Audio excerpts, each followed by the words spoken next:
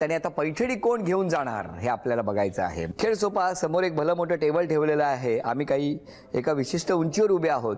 इथून ती रिंग टाकायची. ती रिंग त्या गोल सर्कलमध्ये कुठेही थांबली तरी सुद्धा 1 गुण मिळणार. 10 संधी आणि 10 संधीमध्ये दोघींपैकी ज्यांची गुणसंख्या जास्त त्या ठरणार आजच्या भागातल्या होम मिनिस्टर, ज्यांना मिळणार आहे पैठणी. चला टाळ्या वाजवून सुरुवात तुमच्यापासून. 1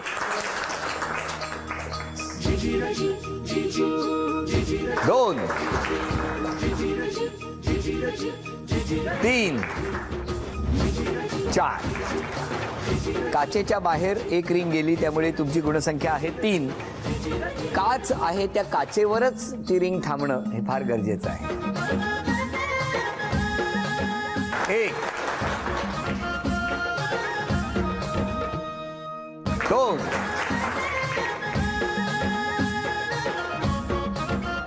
थांबा. गुणसंख्या 4 आणि 3. आता पुढच्या 5 संधीमध्ये ठरणार कोण जिंकणार पैठणी. 5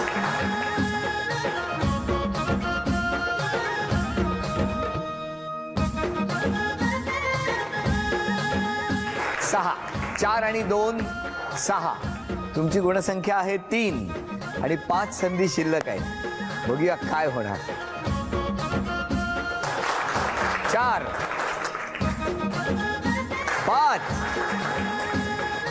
6